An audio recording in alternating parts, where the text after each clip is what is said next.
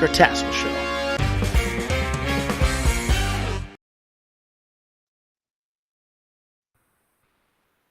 Hello, Mr. Shane. Hello, Mr. Drury. What's going on? And oh man, It's I think it was the Beth Perry show last time, wasn't it? I think I was off the last show. I was on vacation. you were, and we had our biggest audience. I'm glad. See, I try and do things to help the Metzger show. We'll just call it the Metzger show from now on. Well, are you tired? Are you a little tired, a little sleepy today? I am, yeah. Yeah, okay. I got tired about 3 minutes ago when you were telling Listening your to story. Time to wake up. We got to influence this community. All right. Are you how good? can I talk to you very well. Is it my age? Is it the volume? The volume's what? Is it? Okay. Let's see. Cass, I thought I'd never say this to you, but speak up. You really can't hear me? I can hear you. Let me do this. Let me pull this a little closer. All right. Is that better? Can you hear me better? It's not you. It's us. It's the speaker. But you're fine. I can hear you. Default internal mic. Default internal mic. Okay. Seems to be. I think it's. You have an internal mic. A couple of them there. All right. I don't know what you're saying, but I appreciate it. No, I can hear you. Oh. All right, Tass. Present. All right. We're talking about Everywhere. freezing. Memberships. Temperatures. 86 degrees here for a high, Tass. Wow. That's impressive. You know, we dropped into in Orlando, we dropped into the 50s the other morning. Oh, did you really? Because it's 51 right now here. Oh, man. the middle of the day. That's me. But thank you, Perry. I told him when we're live, he does not need to feed me my coffee. He was about to, but I'll do it. I got it. Thanks, Perry. Just as long as Perry, he doesn't we are play the everywhere, food right? in, like as long as he doesn't airplane the food in like he normally does with his fork to your mouth, it'd be great. All right. So, hey guys, for the 7 of you that are watching this wonderful show, for the 9 of you, why don't you make a comment? Because from what I understand, your comments push us to the top or do something, and maybe other people will take note. So ask a question. We're going to talk about summer is coming in the next month to 6 weeks, maybe. For us, it's next month. Summer starts next month. And everybody in our industry, you deal with people that want to freeze. And, it's funny because the elite, the MAIA clients, they don't need to be part of this show. They already know, right? So I don't know if they're going to be all jumping on. But how do we deal with freezing memberships? You don't. There you go. Anyway, so let's talk about business. So, we're a month into the first quarter, just about, or second quarter, rather. Mm-hmm. We got April, May, June. We have ways of doing revenue boosting in the second quarter. It's called the Legacy Program. We're not going to go into detail, right? But that's a game changer on the revenue side for martial arts schools. Then we have the third quarter, right in the dead of summer, July, August, September. What is the second biggest revenue month in your school? Hold on. Are you asking? Let's ask the audience. Asking this to the Hey, why don't you chime in? Yeah. What is the first and second biggest revenue month in your schools? Can you guys just put the first and second biggest revenue month in your schools? Is there a way to ask that question here? I don't even know how to do it. I don't. Well, let me see. I don't know how to put the question in. Biggest. So again, Let's see. what's the first and second biggest revenue month in your school. December and July. Thank you, Mr. McCarthy. So December and July are the biggest revenue months, the first and second biggest revenue months. Anybody else? Does anyone know? Do you keep your numbers? Do you know what your first and second biggest revenue months of the year are? December. Well, that probably just came to you. Okay, December. I was trying to type that question. Yeah. What's that, Tass? I was trying to type the question in the chat, but I believe it came to you, the host chat. So just fine.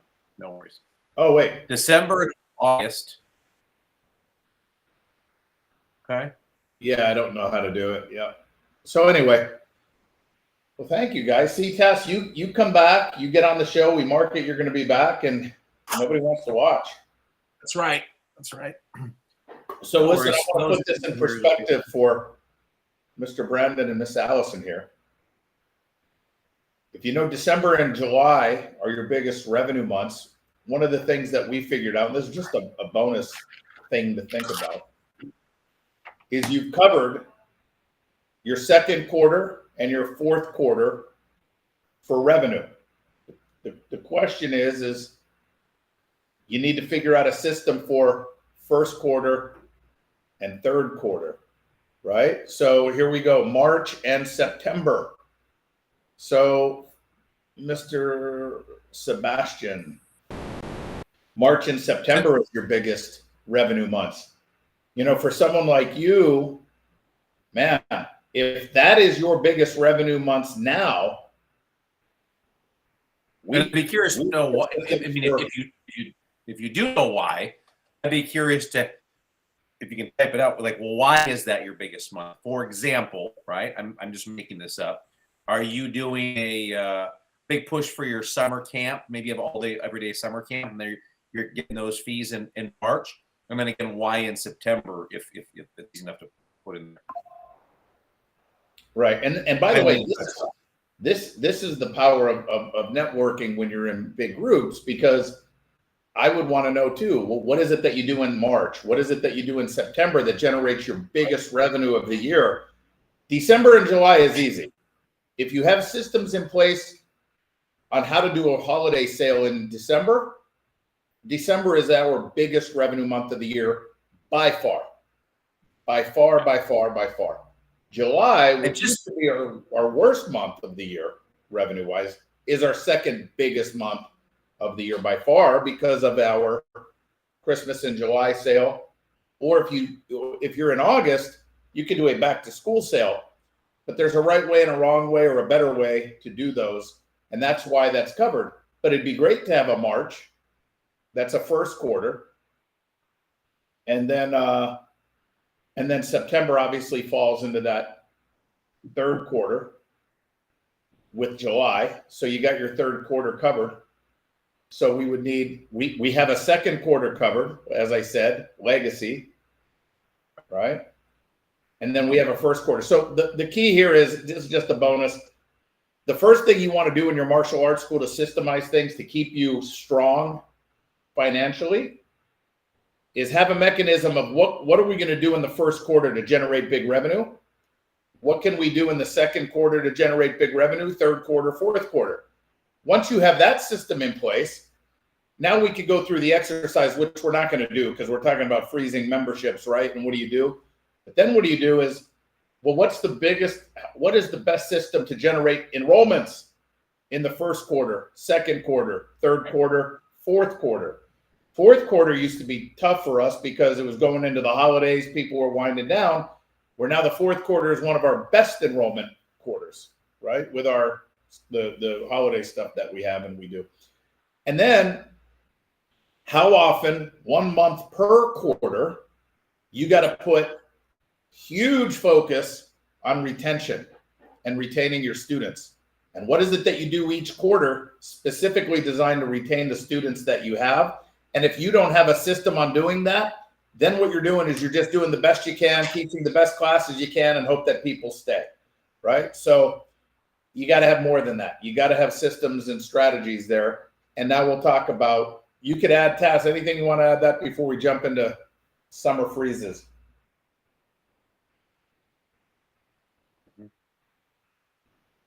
I forgot what it was, but yeah, it's fine. Something that was oh, I just want to make sure people weren't confused as your biggest revenue month versus your biggest, what you might think is enrollment month, because sometimes in our head we might think those two things go hand in hand. They could go hand in hand, right?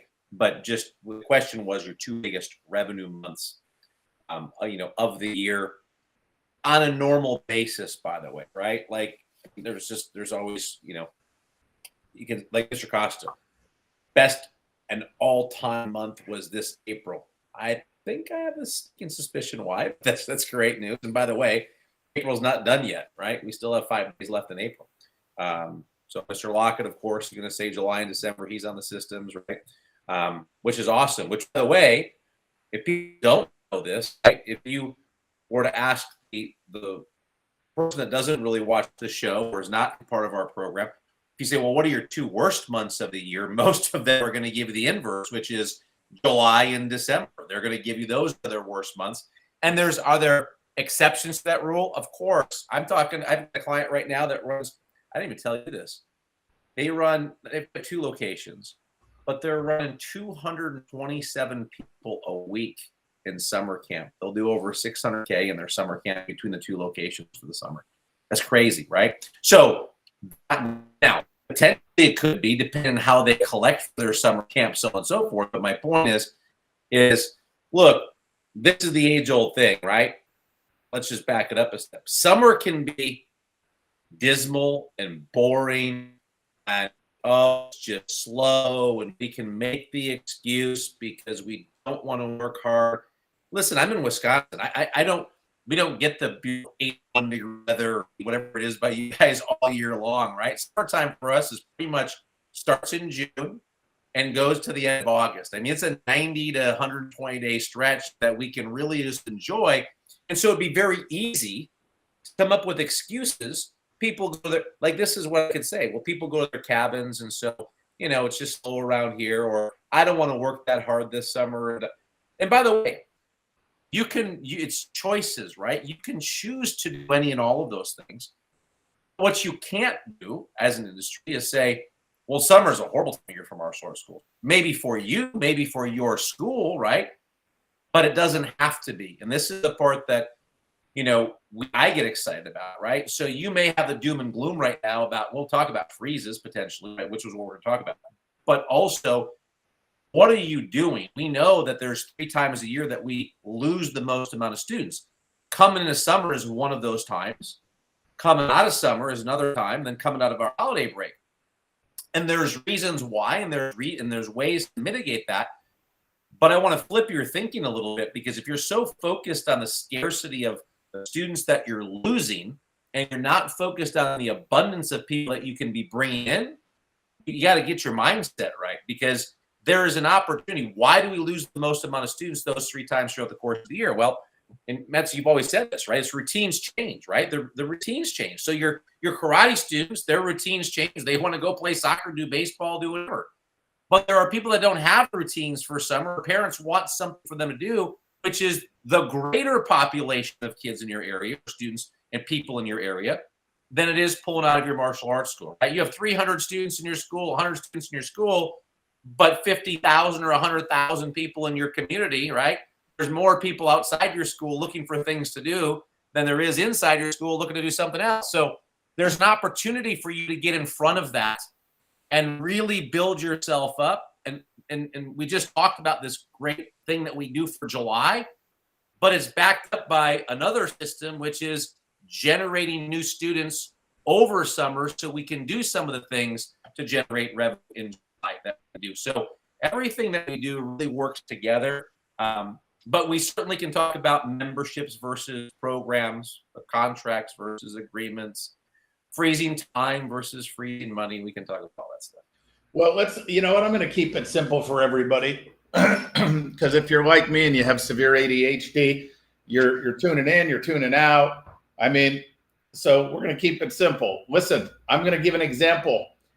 of how that's my best friend. I love him so much. He's like, Tass, you're boring me. I'm in, I'm out. Let's just get to the point. No, it wasn't you. It wasn't you. It was me. How many times have we talked about this topic? Hundreds, literally. And as you were talking, I was just thinking, when we talk about this, do I want to dive into the details of how? And the thing is I don't. I think people will get bored. If you want to learn more, it's free to call us. I'll be more than happy to talk to you. But what I want to do is entertain you all and give you something to think about. But it's this simple. There's two things. You either have contracts or you don't, right? So let me tell you how we don't have to deal with freezing payments over the summer.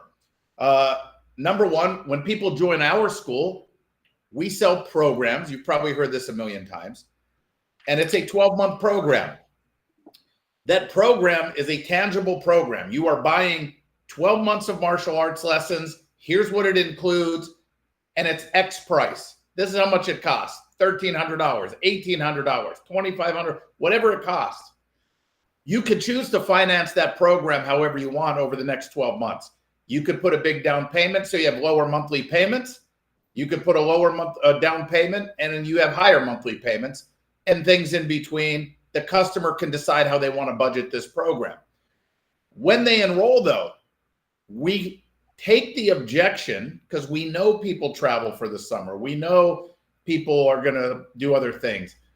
We say, by the way, one of the best things about our program is we have a lot of families and people that go away in the summer, take vacations, but even though you'll still make your payment, you will never lose your time.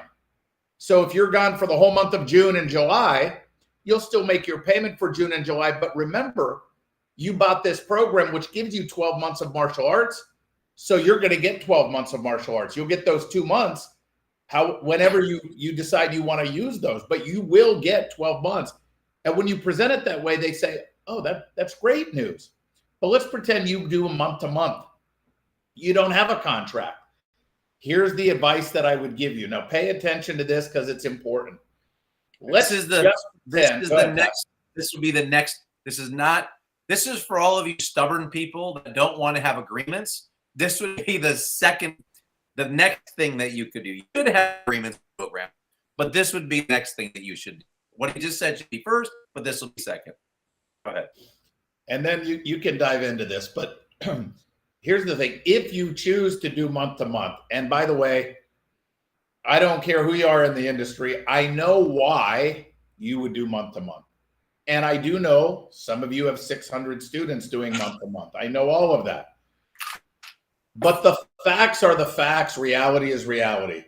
Your student value, based on what you charge for tuition, will never be higher doing month to month.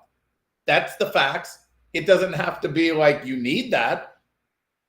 But what I want to do is maximize revenue. So it's just, there's no argument. It's not a debate. It's let's get your numbers, let's show. And it is what it is, right? But if you do month to month, and let's just pretend for a minute, let's pretend you charge $150 a month, month to month. My suggestion would be to have and don't take me out of context, Tass, you might articulate this as I say it.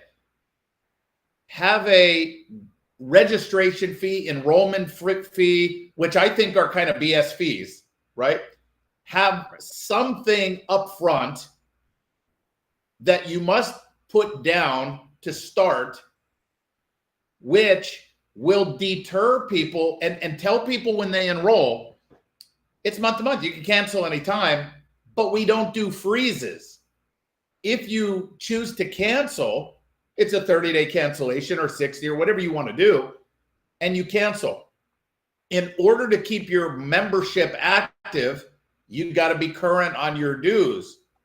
If you deactivate and you want to start again, you would have to pay the enrollment fee again to get started. That will deter people from wanting to freeze.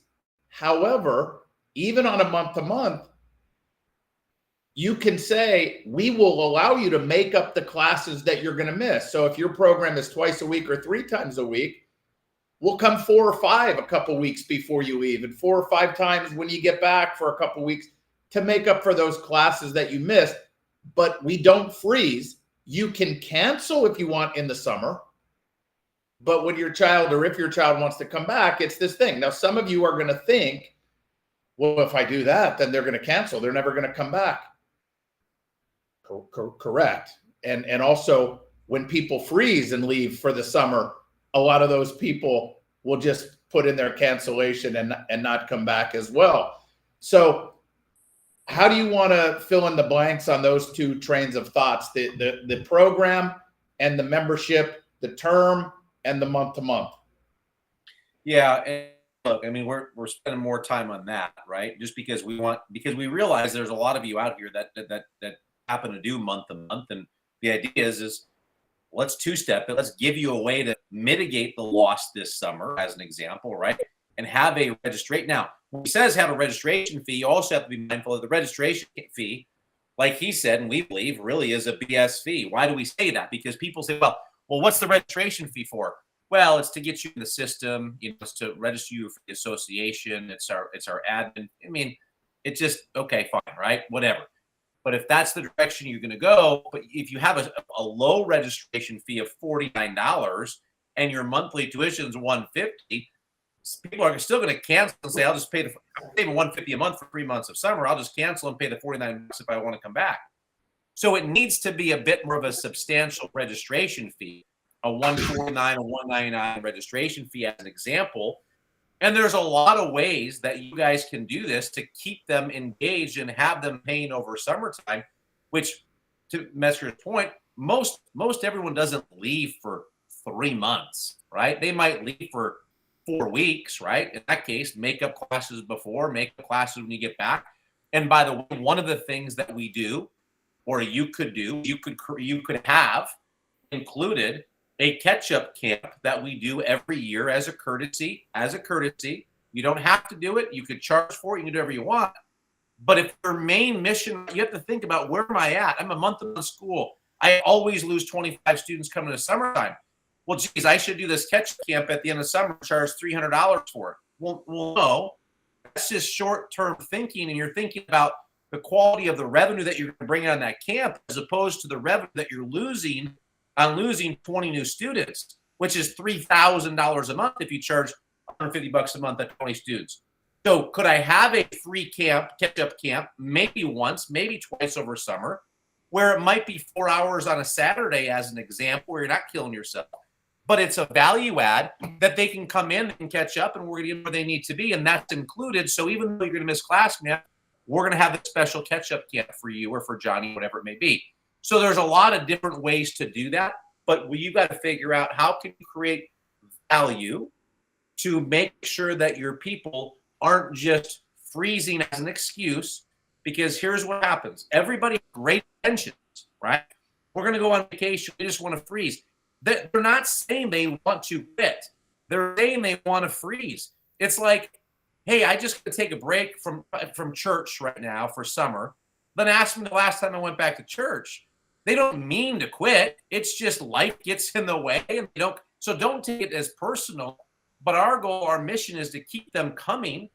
And so if we can do that, right, now we're not losing the revenue, right? And we've kept them as a student, and we've got them through that blip of time, which can be a difficult time for a lot of martial arts schools. So the goal is, guys, what can we do? What value can we provide to not have somebody freeze or quit and say they're going to come back, where we know the majority, there are some that do come back, but the majority of them don't.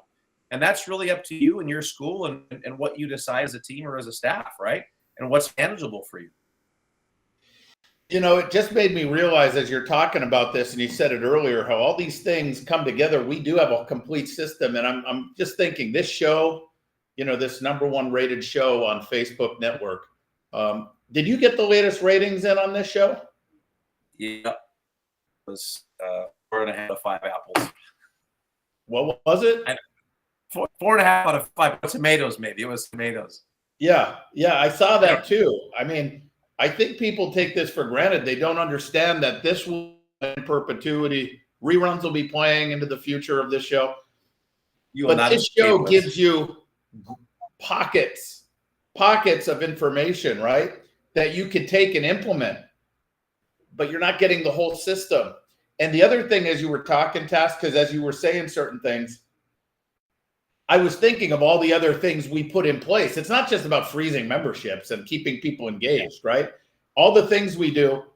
And I'm just wondering, let me ask everybody watching, how many martial arts schools out there do you think there are that close their mindset where they don't want to invest or pay someone else money to tell them how to run their business, that would have stayed in business that have been now gone out of business, or they continue to struggle? And I was just thinking about that. And I'm thinking there's got to be a ton of school owners that would just thrive and change people's lives, meaning your black belts, providing opportunities, careers, if you can just put down your defenses, right? And just try it, you know, and it makes me think, I talked to somebody last week, and in our program, in the MAIA program, we offered people a step-up program. Try it for 90 days. Try it for 90 days. If it doesn't work, you quit. And you still have people that are like, I don't know. You know, I don't know.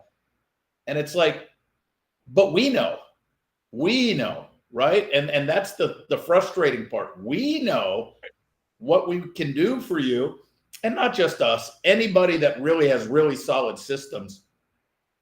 We know the help that's out there for those of you who are struggling. For those of you who have 100 or less students, at what point do you think, maybe I don't know something, right? At what point do you think that, as opposed to blaming your town or the economy? Because we all deal with the same economy, right? Different pockets have different scales of that. But at what point do you just want to get the help here, right? It's just, there's just so much. And what happens is people are going to take these things, these pockets, and yes, it's going to help you for sure if you listen to what we said. And the main thing we said is, make sure you pre-frame to people when they enroll, not when they come to you and say, I want to freeze for the summer, we're going to be gone. That is not the time to tell them about your policy on freezing. The time to tell them is the moment they enroll in your school, right? That's a key detail. You got to let them know right up front. And by the way, here's another thing of experience. When it does come around where people say, they'll say, you never told me that. I don't remember that. Well, we dealt with that 15 years ago. So we came up with a new student checklist. You understand? We went over this. Yes, sign here, just initial. Has nothing to do with your other paperwork. It's just a new student checklist that we keep with the file. So we're totally transparent with our customers. And if at that point when they're enrolling, they don't like something, they can then choose not to enroll. It's that simple, right? But we're upfront and honest with everybody. So no, we do not. You got to be on all your calls, and if you miss them, you lose your money, sir.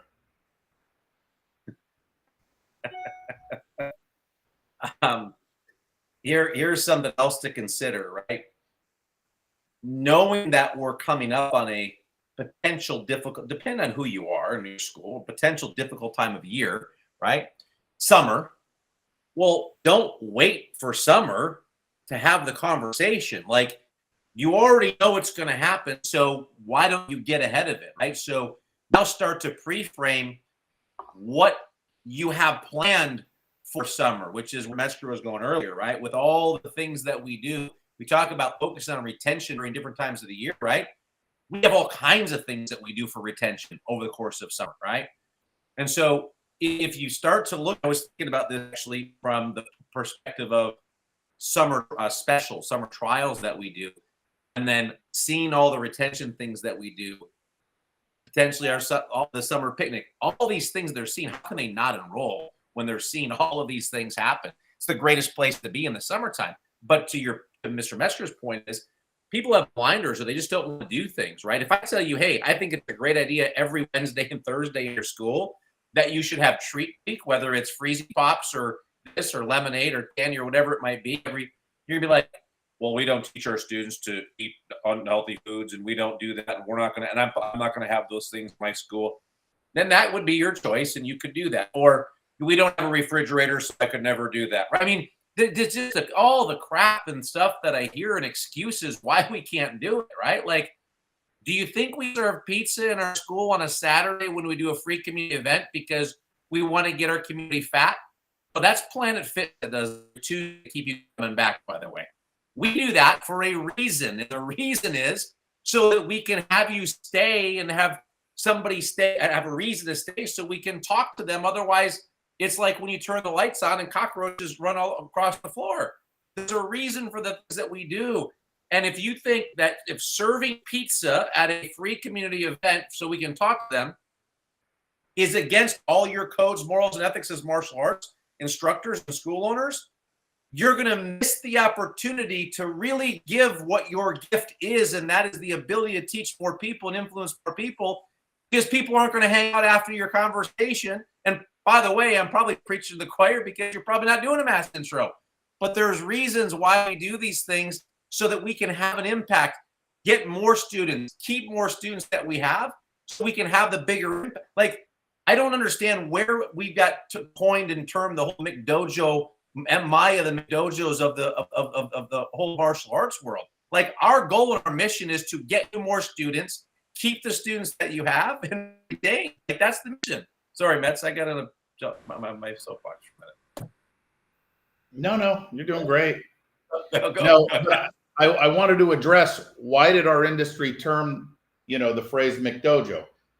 You guys are smart enough to know there are schools that make a ton of money that have piss poor quality martial arts. There's a ton of schools that make no money who have piss poor quality martial arts. You guys also know there are schools that make a lot of money and have very high quality martial arts. And there's schools that don't make any money that have very high quality martial arts. One has nothing to do with the other. The reason why this industry coined the phrase McDojo is because the majority of this industry struggles financially. By far the majority. They struggle financially. This industry is full of egos, guys. We just are. It's full of egos. It's full of culture, as far as lineage, as far as how my instructor did it, and all the way down the line. Tradition is the word I was thinking of. It's full of tradition, so I can't do that. And so we don't change with the times. We struggle. And then when the majority of people that are struggling see a school doing a lot or making a lot of money, and if that school doesn't have the quality that you have in your mind, they're a belt factory, they're a McDojo, they're just selling, they're just making money. That's true for some schools. That's very, very true for some schools. But it's not a blanket statement for all successful schools, and you guys know that. If you want to put your defenses down, you'll admit it. You'll know that is the truth, right? So whatever you're doing, if you think you teach high quality martial arts, if you believe you teach high quality martial arts, and you're struggling financially, and you can't pay black belts or instructors a nice salary to work for you, give them opportunities, donate money to the public schools or churches or wherever you want, why not? Why are you struggling financially? Right? That's the question. Why? Well, here's the reason. Because you have blinders on and you're being closed-minded. That's why. I mean, or you're going to make an excuse and you're going to believe it yourself that it's my town, it's the economy, it's this, it's that, it's what.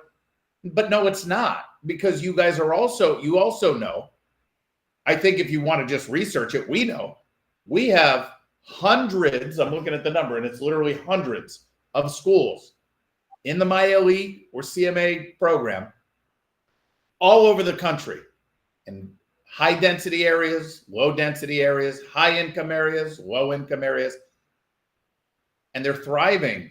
I mean, and by the way, not some of the new people that just came on board, right? They came on board because they're ready. And not everybody wants to do the work. Not everybody wants to do the work. Do you guys, do you read business books? Do you really read business books, or do you just say you do? Or you read a part of it and you want to say you do, right? Well, here's the question. If you read business books, would you become better or worse in business? Well, you become better, but you don't want to do it. You don't want to do the work. A lot of people, they don't want to do it. If you attended martial arts, specific martial arts seminars, no matter what you think, if you just attended all the seminars you can, would you get better, smarter in business, or worse? Would you get smarter, right? Even if 90% of the information you just don't like, but 10% you do like. This show right here where somebody said March is my best month ever. Wouldn't you want to be in that room and say, well, what do you do in March? What is it that you do, right? I had a client just send me this book, Mr. Josh Hong, by the way. I appreciate it. Started reading it. This is great. Look, I carry it with me. I take it home and I bring it to work. Here's the book. The Deadline Effect. How to work like it's the last minute before the last minute. And right off the bat, I love that title because that title is the same thing in business where I say, overcome an objection before it becomes an objection. We'll work like it's the last minute before it's the last minute. Because we're guilty about doing things sometimes to save a month. We're guilty waiting till the last week or 2 or 3 days of the month before we're like, man, we got to grind. And so you work hard the last minute. But we got to work smarter throughout the entire month so we don't have to have that stress. But guys, there's answers out there for our industry. I was just talking to Silverman, right? I was talking to Chris Rodriguez over the weekend. Let me just do a plug for Century Martial Arts. I just want to say this, Tass, and this is important for us. If it was not for Century Martial Arts, the parent company of MAIA, if it wasn't for Century asking me or Silverman, do you guys want to help start a consulting program to help martial arts schools grow? If Century never did that, I would never know who Shane Tassoul is. I wouldn't know who Chris Rodriguez. Nobody would know who Mike Metzger is. Nobody would really know who Frank Silverman is, right? They put us on the map and gave us an outlet and they gave us a job to do. And the job was grow the industry. Why is that relevant? Because everything that I have in my life, right, besides my family, but everything I have from my home, neighborhood, friends, business is from the martial arts industry. It all comes back to the martial arts industry. One decision, Tass, without screwing around, joking around, on a scale of 1 to 10, 10 being love it more than anything, 1 being I can't stand it, I will not do it. How much do I like to fly? Oh, it's a 1. It's a 1. But here's the point. Century, when they asked me 24 years ago, whatever it was, 25, whatever it is, do you want to be part of MAIA and help this thing? But you got to fly out here every month. You got to fly to Oklahoma City every month, every other month. My fears, my mind was saying, I don't want to get on an airplane every other month. I don't want to fly out to Oklahoma City.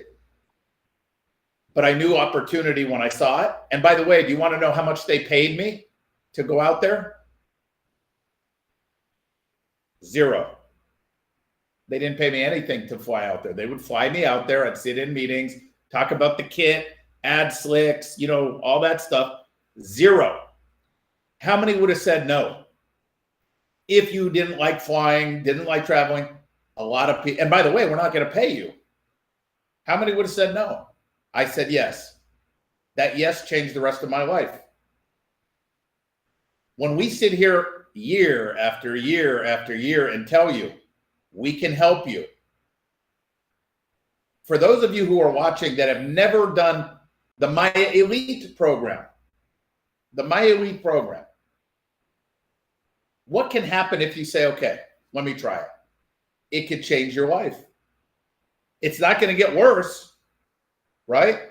I mean, it's these moments and it's giving back. People also can't understand or get in their minds that my motivation really is to help the industry, right?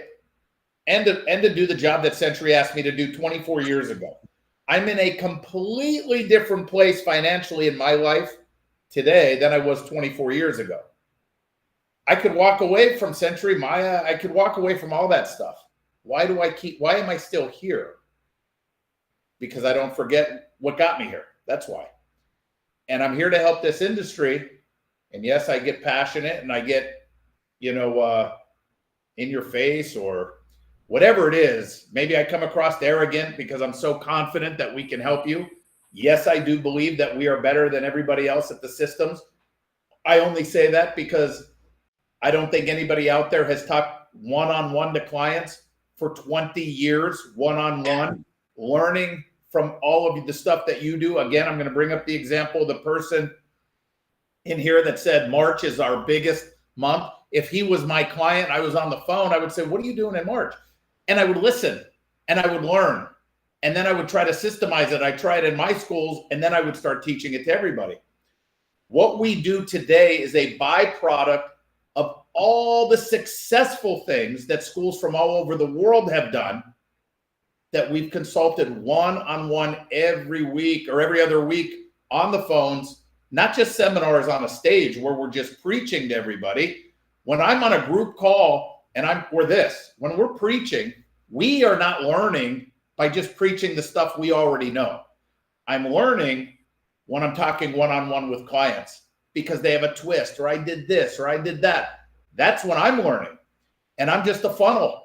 And that's why I think we can help schools better than anyone, because I don't think there's anything that any school owner is going through or an area that you're in that we have not dealt with before. I mean, just not. By the way, as far as your small towns and all that, I hope he's watching. Maybe he'll see a replay. Mr. Jim Dugan was a client for years. Love that guy. Went out to his school a couple times in Minooka, Illinois. Had flashing lights out in front of the school. I think he had 1,800, 2,000 square feet total, something 1,600 square feet. His rent was like $245 or something like that a month.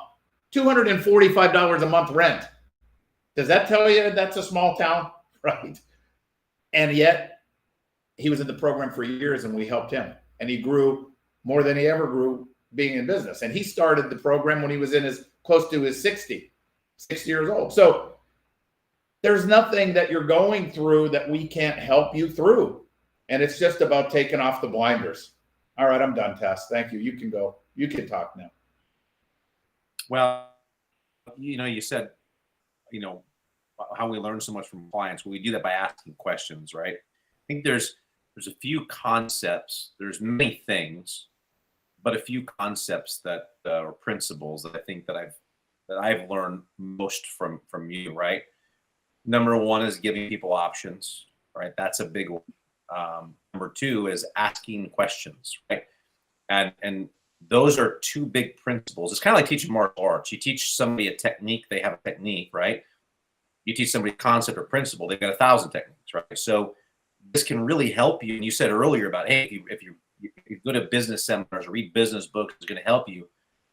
The question that I would be asking myself, and this is a Tony Robbins deal, right? It's like the quality of your life is based off the quality of the questions that you're asking yourself or something along those lines. So the question you need to ask yourself is, do you think you're going to help your martial art business? Or by the way, if you're not in martial arts and you're a different business, what is going to help you more? I love Tony Robbins. I love Ziegler. I love all the guys, right? But is it going to benefit you most to go to a Tony Robbins seminar to help in your niche, or to go to a company or an event or seminar that specializes in your niche? Not that you can't get great things from a Tony Robbins seminar, but then you've got to figure out how might this general business, it's a lot of, I won't say hyperbole, right? But there is a lot of hype. There's a lot of feel good. There's a lot. And then you get back and you got to unpack all that and figure out how does that fit into your business. Or you go into a niche specific, right? Like trade industry, where you're going to work specifically on that thing to get immediate actual items that we already know are working, that we don't have to try and translate and put a square peg in a round hole, right? So that would be I guess the advice would be, first of all, be humble enough, talking about the ego, be humble enough to ask questions. Be smart enough to listen to the answers and ask more questions, because that's where you're going to get the answers and maybe some of the aha moments, right? One of the, Dave Kovar talks about this. I remember him. I don't even remember when I heard this. It's probably 100 years ago. I remember it came from him, and I don't know where it came from before that. But this concept of one-upmanship, when you're having a conversation and someone says, oh my gosh, our school's been doing great this month. Oh yeah, ours too. We have way more enrollments, and we're always one-upping, as opposed to, oh really? Well, what's going on? Be the person, the guy, the gal, whatever, that asks the questions to understand, because there's where the learning happens, when you're going to uncover something that you probably didn't know before, and you can take and you can go implement. And this is what we've been able to do on these one-on-one conversations, is ask questions. When we hear results, ask questions, get answers. Over years and years, and like that, hundreds of clients, and then formulate all those things and put them into a beautiful system. And that's what helps you go from where you are to where you want to be. Whether you're just starting a school, doing 10 grand a month, doing 100 grand a month, we've got everything in between there.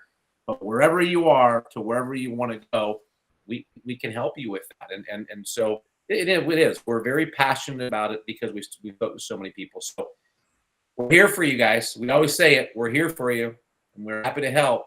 But you got to do your part and ask the questions and reach out. The other thing that's a little disappointing in this industry, it's very fragmented. People are so afraid to work together because it may impede on their revenue. Whether you're a martial arts school working with another martial arts school in your community, or you're a big association and you're not going to work with another association because we might get your clients or you might get our clients. That's another problem in this industry. It's too fragmented. People aren't working enough together, and that stifles the growth of this industry as a whole. We got to get over this stuff, guys. I mean, I don't know who I'm talking to on here. I don't know how much control or anybody has, but together we can do more, right? Together everyone achieves more. Team, it's true. It's just true in anything that we do. But everyone's so afraid. It's money. Everyone's afraid. They're afraid they're going to lose money. And they just don't understand that. Don't chase the money. Value and service to your customers, to this industry. The money will come. But when you're chasing the money and you want to stay over here, and I'm not going to go over there, and I'm going to do this, and I'm not going to work with this group, and I'm going to, now I'll say this right here live. I will not work with certain people that I feel lack integrity, or that don't have the best intentions for the customer over themselves. I won't do it. So people can chime in and say, well, MAIA, you don't work with these people or this group or that group or this group. I'm going to just say this. If you notice that certain people don't work with MAIA, just know there's a reason.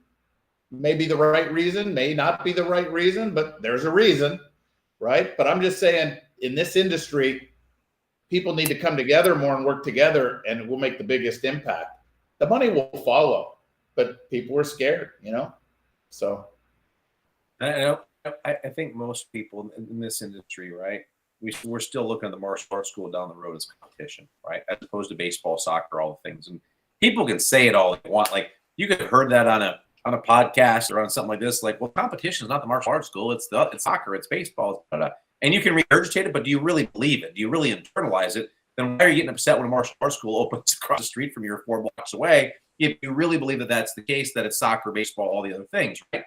And if you step back for a moment to think, why are we so motivated? What would it look like? What would be different if we had more successful martial arts schools, more professional martial artists, more professional instructors, right? We could be taken seriously. How many of you would love to have instructors, but the parents of the 16, 17-year-old kid are like, I'm going to say this is going to sound horrible because you're privy to do whatever you want, but you're driving a freaking Pinto. There's like, your school looks horrible.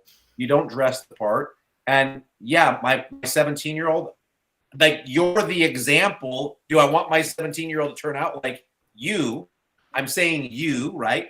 Not to you specifically, but do you want your 17-year-old to turn out like that? Or is it the instructor are they driving a nice car? Are they doing is their school look great? Are they living the lifestyle of a doctor, a lawyer, an attorney, right? Or whatever it may be.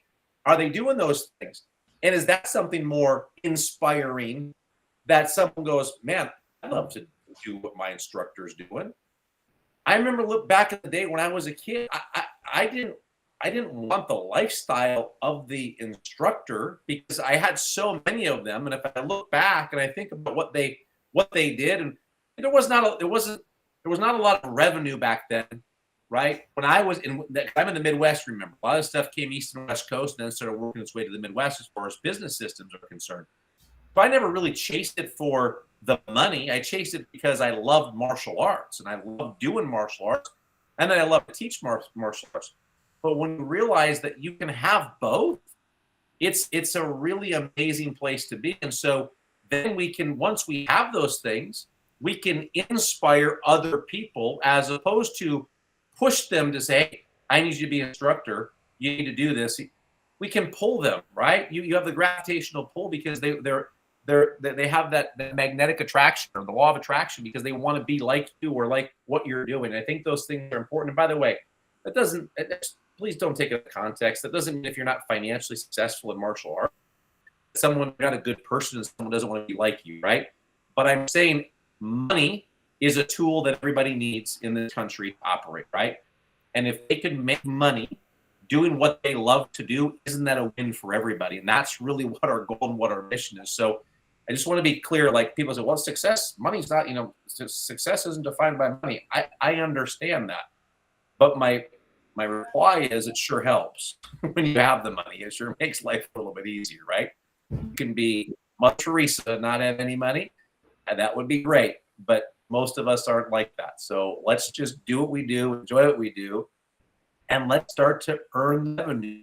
So if you don't want, fine, give it to people that do in your school and empower them to take it to the next level.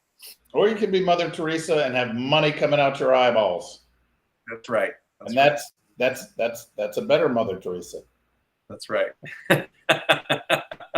She can do more. No matter how much she did, she can do more. That's right.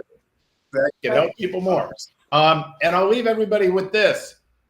Does anyone know what a Pinto is watching this? And I said, if you're driving your Pinto, does anyone know what a Pinto is? Well, look, you should. It's been a while, right? Does anyone know why Pintos were discontinued? Do you even know why Pintos were discontinued? They probably were unsafe. Do you know why they were unsafe? Because they were so small and they had such a small back. The gas tank was very close to the rear. My mother had that car. Wow. If they got hit hard enough in the back, they would explode. They would catch. Is that right? Yeah. Dang. And they were never fast enough, so they couldn't outrun the car from behind them, so they were always getting hit from behind. Miss Geely said exploded. They had great gas tanks. Pinto, fire trap. Mr. Potter. There you go. Yes, don't get rear-ended. Ford Pinto, they blew up. Magnesium engine, blow up. Yeah. So I'll tell you what. Anyone that joins my elite in the next 60 days, you'll be entered into a raffle. The winner will get a free Pinto. It'll be used, of course, but we'll pick a winner. Connor, is it okay if we raffle off your car? Yeah. Depends if she gets rear-ended between now and then. Right. Anyway, well, everybody, Tass, good talk, good chat. Thank you guys for tuning in. Appreciate you guys. We'll see everybody in a couple weeks, and we got a big webinar coming up, three-day webinar. Do you know the dates? The dates, everybody, if you want to take part in the 3-day webinar, which is free, by the way. That 3-day webinar will be May 14th, 15th, and 16th. Tuesday, Wednesday, Thursday at 12 p.m. Eastern Time, 14th, 15th, 16th. Success Summit.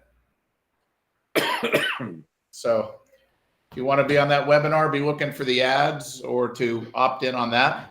And it'll be myself, Mr. Shane Tassoul, Chris Rodriguez, and Mr. Josh Arstamont running that webinar. So there it is. Free Pinto, only if Mets flies out to deliver it. Looks like Mr. Potter will not be getting a Pinto. What I will do, Mr. Potter, is I will drive it out to you and deliver it myself. Then I'll There you go. get a rental car and drive back.